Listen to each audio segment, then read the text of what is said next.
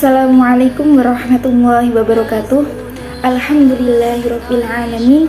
Wabihi nasta'inu ala umuri dunya waddin. Wassalatu wassalamu ala asrofil anbiya'i wal mursalin sayyidina wa maulana Muhammadin wa ala alihi wa sahbihi ajma'in, amma ba'di. Rabbi shrah li sadri wa yassir li amri wahlul 'uqdatam min lisani yafqahu qawli. Yang terhormat kepada segenap Rektor Institut Agama Islam Negeri Kediri beserta jajarannya, segenap Dekan Institut Agama Islam Negeri Kediri beserta jajarannya, Ketua Jurusan Ekonomi dan Bisnis Islam beserta jajarannya, Ketua Program Studi Ekonomi Syariah beserta jajarannya, dan kepada dosen pengampu fikih ibadah kepada Bapak Ali Nur Rafiq, Sarjana Teologi Islam Magister Agama yang saya banggakan. Pertama-tama marilah kita panjatkan puji syukur kehadirat Allah Subhanahu wa taala yang telah memberikan rahmat, taufik serta hidayahnya kepada kita semua sehingga kita dapat berkumpul, sehingga saya dapat menyelesaikan tugas ini dengan keadaan sehat walafiat tanpa suatu halangan apapun. Kedua kalinya, selawat beserta salam semoga tetap tercurah limpahkan kepada junjungan kita Nabi Agung Nabi Besar Nabi Muhammad Sallallahu Alaihi Wasallam. Langsung saja, di sini saya Cini Alma Solihah, program studi ekonomi syariah kelas C, akan menjelaskan sedikit tentang yang pertama adalah kurban dan akikoh, zakat fitrah dan zakat mal, tata cara merawat jenazah, puasa wajib, puasa sunnah, haji, dan umroh. Oke, langsung saja yang pertama adalah kurban dan akikoh. Masuki materi pertama, definisi kurban. Definisi kurban ialah kurban atau udhiyah atau yang bisa dikenal dengan nama kurban merupakan ungkapan untuk sebuah binatang yang disembelih di hari raya Idul Adha dan hari-hari tasyrik dalam rangka mendekatkan diri kepada Allah Subhanahu wa taala. Kurban hukumnya adalah sunnah muakkad bagi seorang muslim yang balik, berakal, merdeka, dan mampu untuk berkorban. Berkorban juga sebagai syiar agama, jadi berkorban itu sangat dianjurkan gitu. Selanjutnya adalah penyembelihan hewan kurban. Tata cara penyembelihan hewan kurban adalah pada waktu penyembelihannya, yakni pada waktu 10 Dzulhijjah, dengan kesunatan-kesunatan sebagai berikut. Yang pertama adalah membaca basmalah, yang kedua membaca sholawat kepada Nabi Muhammad SAW, yang ketiga yakni menyembelih dengan menghadap kiblat, dan leher hewan yang disembelih juga dihadapkan dengan kepada kiblat, jadi menghadap ke kiblat kepala dan lehernya. Yang keempat adalah mengumandangkan takbir, dan yang terakhir yakni berdoa.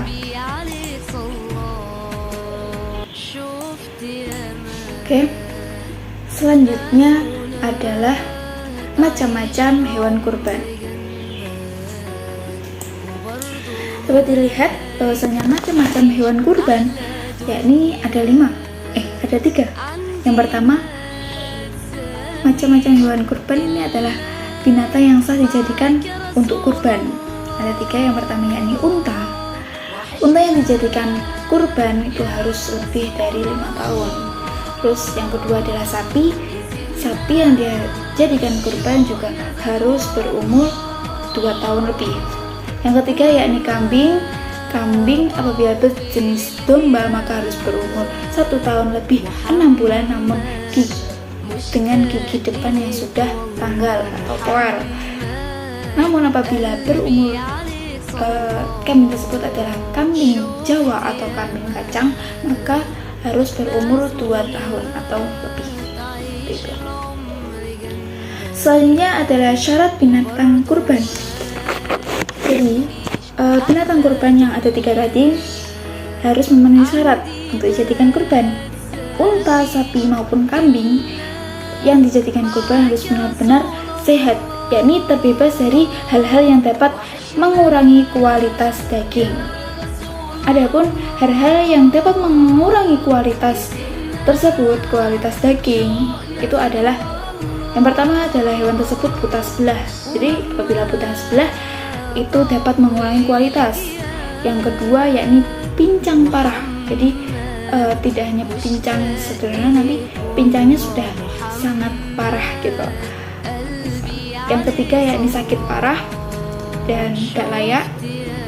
Nanti takutnya itu dagingnya tidak berkualitas dan tidak memberi manfaat, tambah membawa penyakit. Itu yang takutnya apabila binatang tersebut sakit parah. Yang keempat yakni sangat kurus. Jadi sangat kurus itu juga dapat mengurangi kualitas daging binatang kurban.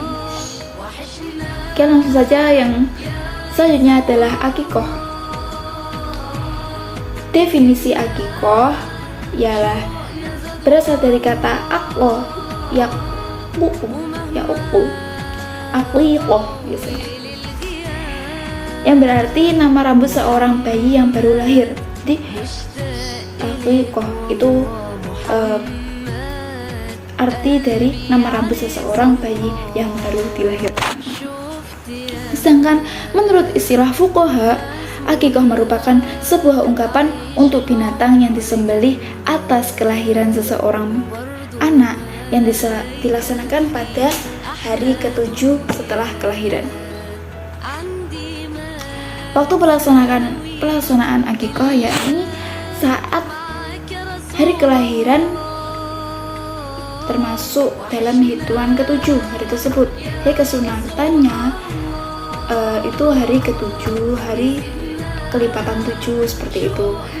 Namun kesunatan tetap berlaku walaupun bayi yang telah dilahirkan itu meninggal dunia sebelum hari ke-7. Jadi kalau sebelum hari ke-7 tetap disunahkan, bayi tersebut ternyata meninggal, jadi itu tetap disunahkan untuk melakukan akikoh seperti itu. Selanjutnya adalah ketentuan akikoh. Akikoh itu disunahkan menyembelih 2 ekor kambing sebagai akikoh untuk anak laki-laki dan menyembelih 1 ekor kambing untuk akikoh anak perempuan. Terus kalau wandu gimana? Terus kalau banci itu gimana? Jadi kalau banci semisal belum terlihat itu cowok atau cewek, itu bisa disembelih. Semisal kayaknya ini cewek gitu ya, disembelih 1, semisal ya 1, ternyata sudah terlihat bahwasanya dia itu cowok sebenarnya, jadi nggak apa-apa ditambahi 1 lagi, jadi 2 ekor gitu. Itu menurut dalam kitab Fathul Qorib. Lainnya perbedaan antara akikoh dan kurban. Jadi perbedaannya antara lain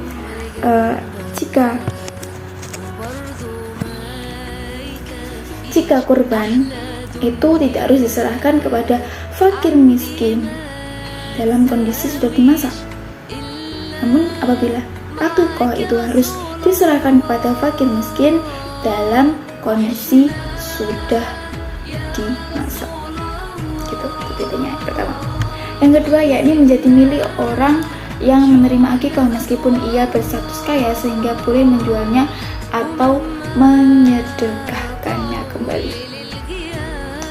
Menjadi milik orang yang menerima akikoh. Jadi kalau akikoh itu boleh dijual lagi.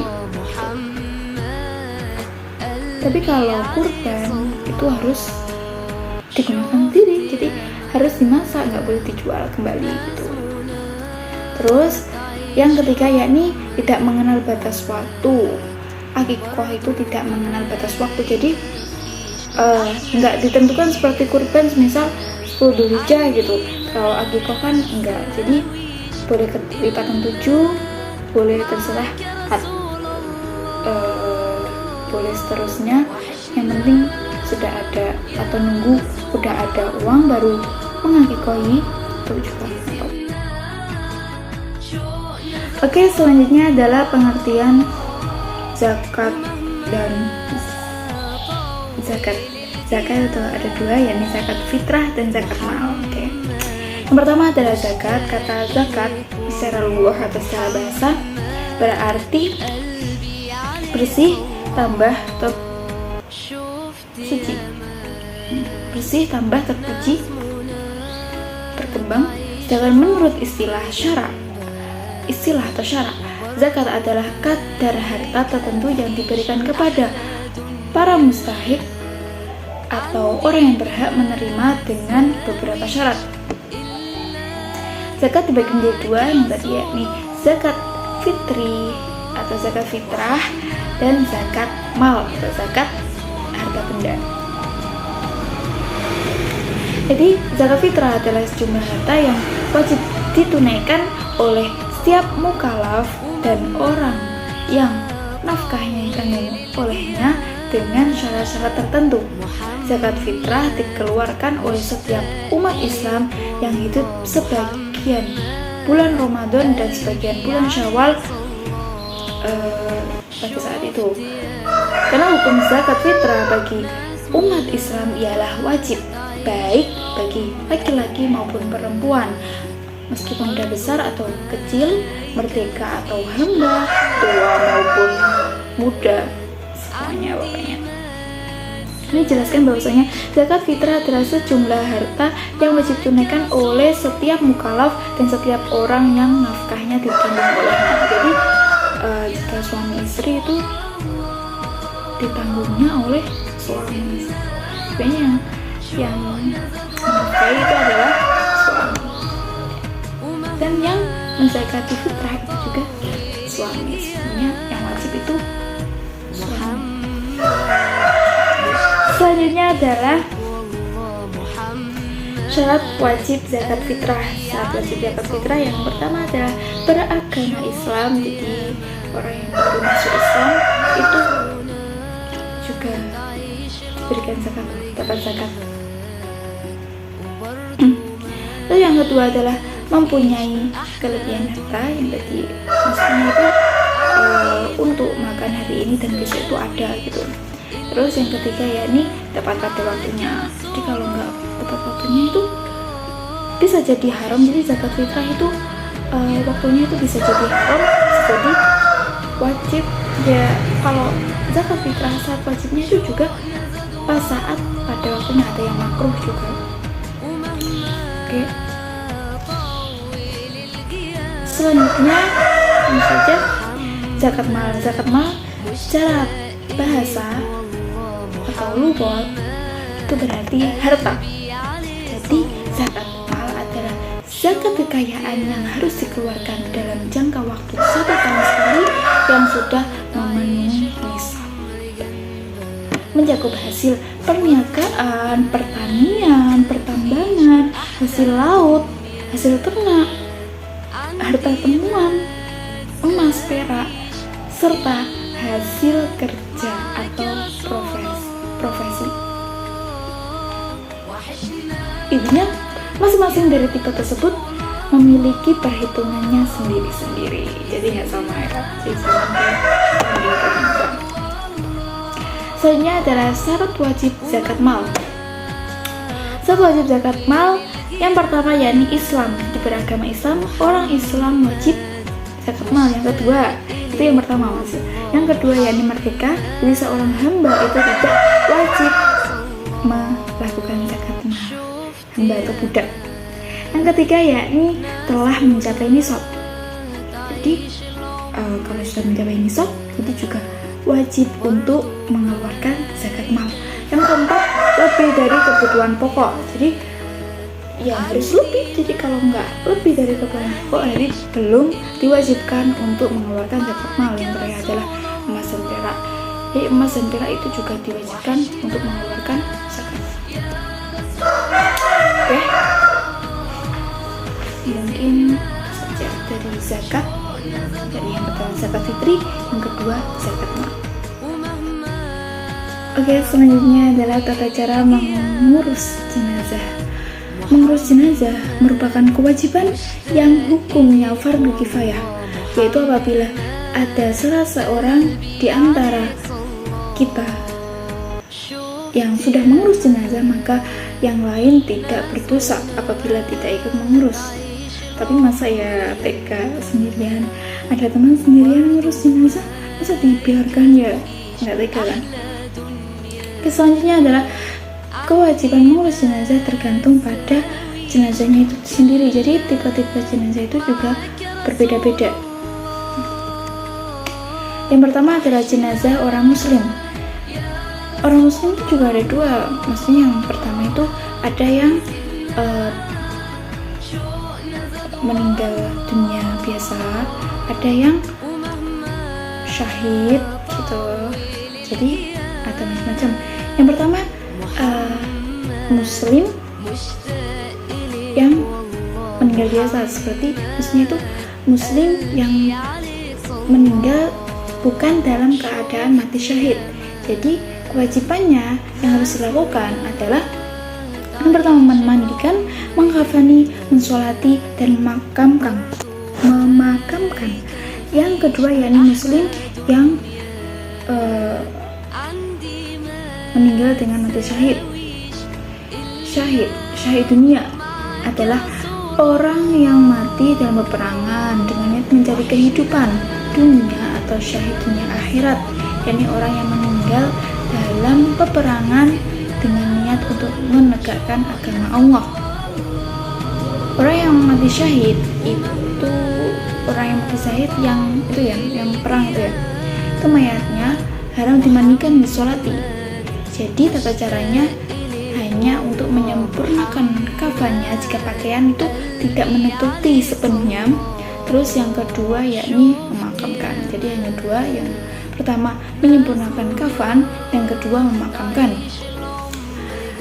Terus jenazah muslim yang sedang ihram atau melakukan haji atau sebelum tahallul, jadi saat tata cara haji gitu, saat pelaksanaan haji, jenazah yang satu ini tetap dimandikan, dikafani, disolati, dan dimakamkan. Hanya saja dimandikan dengan tidak menggunakan wangian, begitu juga tidak dengan kapur barus atau sabun. Kemudian ia dikafani dengan pemakaian ihramnya dan tidak ditutup kepalanya kecuali dia perempuan. Jadi agar apa? Agar terlihat bahwasanya dia itu lagi ihram. Itu bedanya kemuliaan orang yang sedang ihram, meninggal dengan ihram. Yang kedua yakni bayi yang terlahir sebelum usia 6 bulan atau sikuktu. Ini dalam kitab-kitab ulama dikenal dengan macam kondisi bayi. Yang pertama, lahir dalam keadaan hidup. Yang kedua, berbentuk manusia sempurna tapi tidak tampak tanda-tanda kehidupan. Yang ketiga, belum membentuk manusia sempurna. Selanjutnya yakni yang ketiga, bayi yang lahir pada usia 6 bulan lebih, baik terlahir dalam keadaan hidup maupun mati, kewajiban perawatannya sama dengan orang dewasa. Dari yang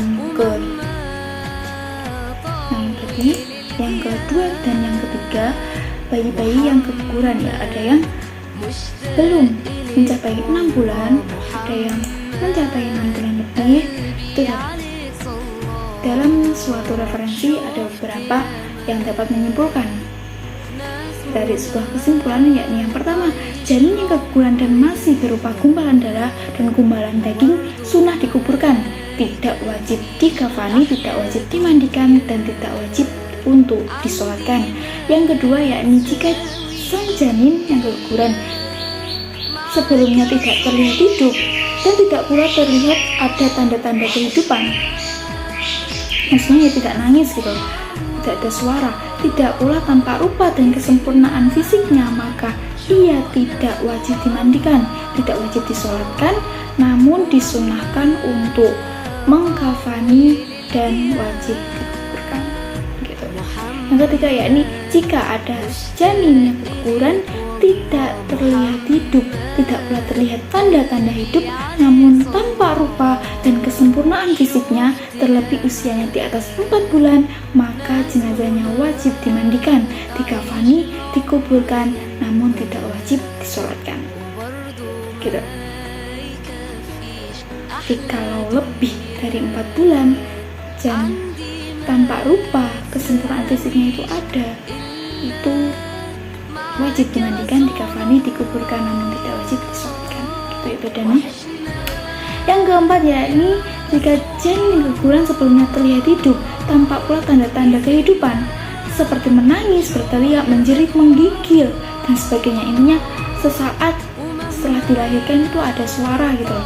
Maka jenazahnya wajib dimandikan, dikafani, disolatkan dan dikuburkan. Jadi layaknya orang dewasa walaupun saat keguguran usianya masih di bawah 4 bulan sebagaimana yang terungkap oleh Syekh Nawawi dalam kitab Nihayah Al-Zain terbitan Zar Al-Fikr pertama halaman 156.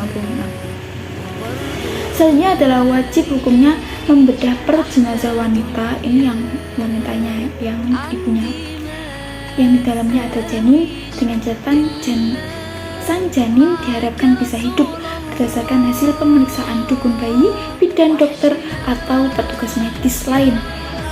Terlebih usia kehamilan telah mencapai 6 bulan atau lebih. Yang keenam, jika janin yang ada dalam rahim sang ibu tidak diharapkan bisa hidup, maka haram membedahnya. Tunggulah sampai ia benar-benar meninggal, sementara penguburan jenazah ibunya ditangguhkan. Jadi kalau memang keduanya sudah tidak bisa diselamatkan itu sulit. Dan yang terakhir, walaupun sang janin tidak dikeluarkan dari perut ibunya karena tidak memungkinkan untuk hidup, tapi kematiannya tidak boleh dipercepat. Seperti perut ibunya dibebani benda tertentu dan sebagainya. Jadi tidak boleh dipercepat. Seperti itu. Allahu a'lam.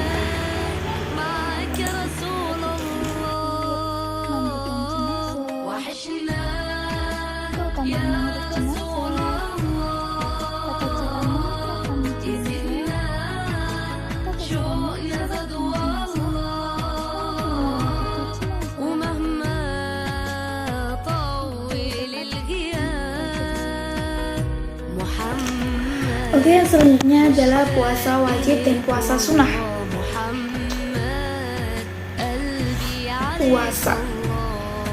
Puasa itu terjemahan dari bahasa Arab saum atau siam, yang secara bahasa berarti imsak atau menahan diri dari sesuatu. Secara umum, ulama sepakat mengatakan bahwa puasa menurut bahasa hanya berarti menahan dari sesuatu. Menahan dari sesuatu mencakup menahan dari makan, minum, dari jima, dari hal-hal yang membatalkan puasa, mulai dari terbitnya matahari sampai terbenamnya matahari. Puasa wajib itu ada beberapa, ada 4. Di antaranya puasa Ramadan, puasa kafarat atau kifarat, puasa nazar, dan puasa qadha. Syarat sah puasa, syarat wajib puasa, dan syarat sah puasa. Syarat puasa, syarat wajib puasa ada 5. Yang pertama, Islam, balik, berakal, sehat, dan mampu untuk berpuasa. Yang selanjutnya yakni syarat sah puasa. Syarat sah puasa ada 4. Yang pertama, niat, beragama Islam, suci dari haid dan nifas, dan hari yang diperbolehkan puasa gitu. Jadi pada melakukan puasa itu juga harus menentukan, melihat-lihat hari yang diperbolehkan. Jadi kalau puasa dalam hari yang haram itu juga tidak boleh karena harinya haram. Selanjutnya adalah rukun puasa. Rukun puasa yang pertama adalah niat, yang kedua imsak.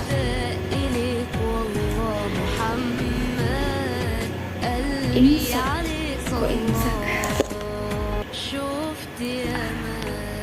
Yang pertama hati niat, yang kedua adalah imsak. Imsak itu adalah menahan diri dari hal-hal yang dapat membatalkan puasa. Waktunya tadi dari terbitnya matahari sampai terbenamnya matahari atau pada waktu maghrib. Oke. Selanjutnya yakni hal yang dapat membatalkan puasa. Yang pertama yakni memasukkan suatu ke lubang tubuh dengan sengaja. Jadi dari manapun yang ada lubangnya, itu jika dimasukkan sesuatu itu dapat membatalkan puasa. Yang kedua yakni mengalami haid dan nifas. Yang ketiga hilangnya akal. Yang keempat hubungan badan. Yang kelima muntah dengan sengaja. Yang keenam keluar air mani. Yang ketujuh murtad atau keluar dari agama Islam. Dan yang terakhir memasukkan obat ke dalam kubur dan tubuh. Meskipun ke obat, tapi memasukkan ke dalam kubur dan tubuh itu termasuk membatalkan puasa. Oke. Selanjutnya adalah fadilah puasa wajib. Yang pertama dijauhkan dari neraka. Yang kedua puasa dapat memberi syafaat insya Allah. Yang ketiga mengampuni dosa yang telah dibuat pemberanian Allah terbuka puasanya. Yang keempat masuk surga, amin.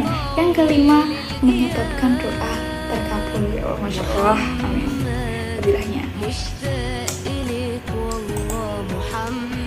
Oke, selanjutnya adalah puasa sunnah.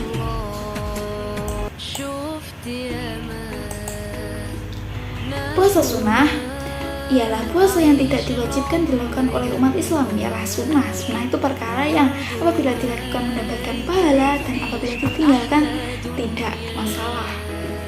Jika orang Islam melakukannya maka dia akan mendapatkan pahala, sedangkan jika tidak melakukan tidak akan mendapat dosa. Oke, macam-macam puasa sunnah ada banyak ya. Yang pertama puasa Syawal, puasa hari Arafah, puasa pada bulan Asyura, pada bulan Sya'ban, puasa hari Senin, Kamis, yang selanjutnya puasa pada pertengahan bulan Qomariyah, dan terakhir puasa Daud. Masih banyak lagi.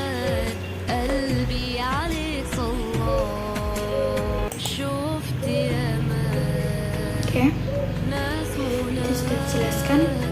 Terusnya syarat wajib puasa berakal balik dan kuat puasa. Selesainya Islam memayis suci dari haid dan nifas. Terus rukun puasa niat dan menahan diri dari segala yang membatalkan puasa sejak terbit fajar sampai terbenamnya matahari. Sudah ya. Selanjutnya yakni perkara yang membatalkan puasa. Jadi perkara yang dapat membatalkan puasa tadi sudah ada. Itu yang secara tambahannya makan dan minum dengan sengaja, tubuh gila. Terus selanjutnya adalah hikmah puasa. Hikmah puasa tanda terima kasih kepada Allah. Terima kasih kepada Allah. Didiknya kepercayaan, didikkan perasaan bebas kasihan terhadap yakin miskin guna menjaga kesehatan. Terima kasih. Oke. Selanjutnya adalah ibadah haji. Pengertian haji dalam ensiklopedia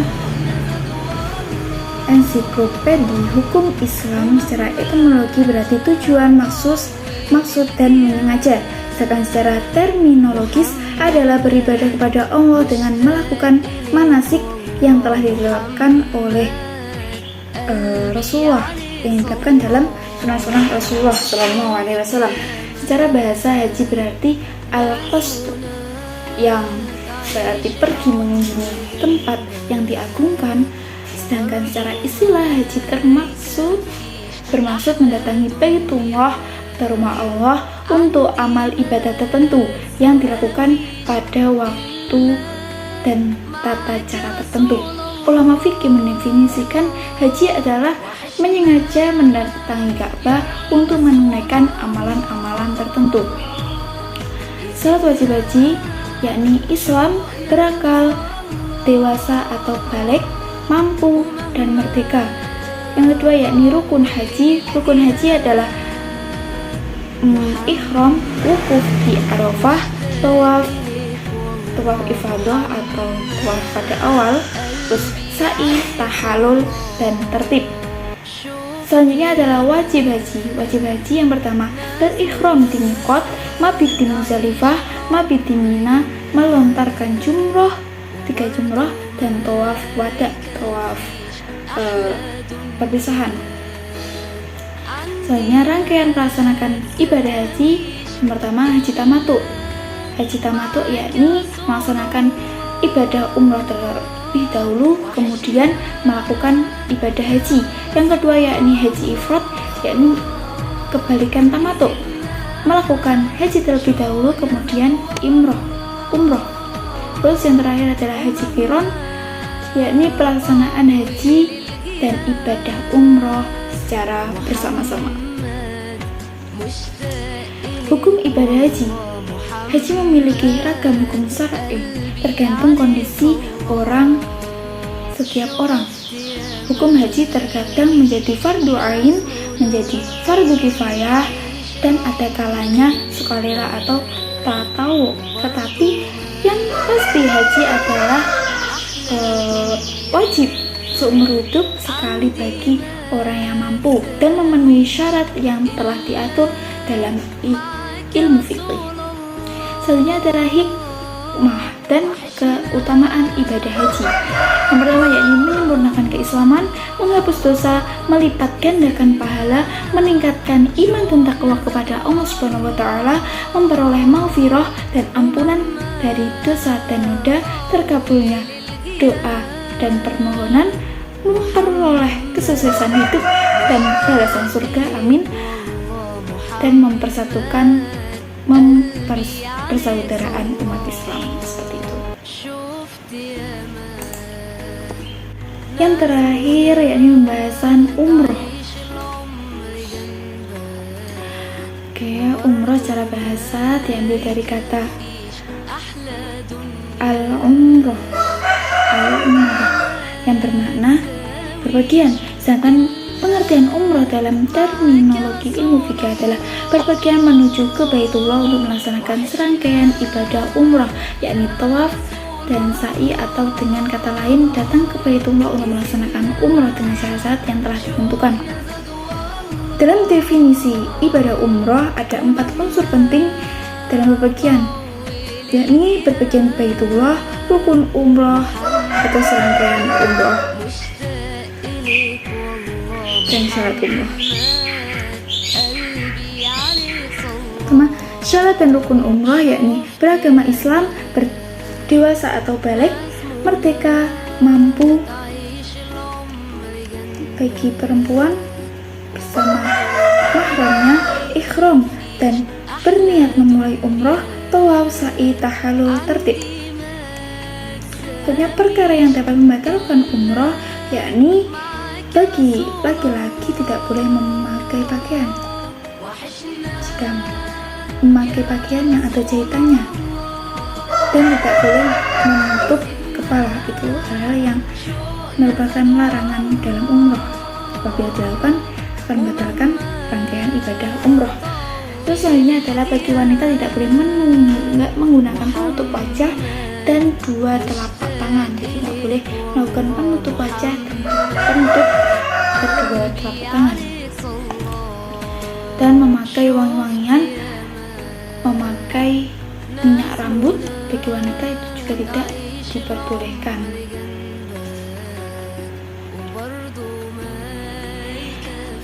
Selanjutnya, mencaci maki dan mengucapkan kata-kata kotor itu dapat membatalkan bersetubuh walau sudah sah, memotong atau mencabut tanaman di tanah haram, membunuh atau memburu binatang darat, mencabut atau memotong tanaman di tanah haram, nikah atau menikahkan, berbuat kekerasan seperti bertengkar atau berkelahi. Itu dapat membatalkan ibadah umroh. Selanjutnya adalah tata cara umroh. Yang pertama, ihram dari mikot. Yang kedua, jika Anda telah sampai di Masjidil Haram, dahulukan kaki kananmu dan ucapkanlah doa. Selanjutnya adalah memulai melakukan tawaf dari Hajar Aswad. Selanjutnya, jika Anda selesai dari putaran ketujuh, saat mendekati Hajar Aswad, tutuplah pundakmu yang kanan, kemudian pergilah menuju Maqam Ibrahim. Selanjutnya, pergilah ke Zamzam dan minumlah air di dalamnya itu. Kemudian pergi ke Safa Marwah. Alangkah baiknya semoga kita bisa mengunjungi Baitullah agar bisa melaksanakan tata cara ini. Keutamaan umrah yakni yang pertama, menghapus dosa perantara berjihad, doanya akan dikabulkan, wafat ketika menjalankan ibadah umrah akan dicatat pahalanya hingga hari kiamat, dijanjikan Allah surga menghilangkan kefakiran. Selanjutnya yakni hikmah umroh. Manfaat bagi individu yang menunaikan haji atau umroh yakni menghapus semua dosa kecil dan menyucikan diri dari perbuatan maksiat, diampuni segala dosa karena Allah Maha Pengampun, Maha Pemurah, Maha Penyayang, kecuali dosa yang berkaitan dengan hak sesama manusia, sebab harus diselesaikan terlebih dahulu. Meningkatkan keimanan karena telah menempati janji kepada Allah untuk datang ke Baitullah. Terus manfaat bagi umat Islam yakni menciptakan rasa persaudaraan, kesatuan umat muslim di dunia. Yang kedua, mempererat tali persaudaraan bagi umat muslim di dunia. Terima kasih, selesai.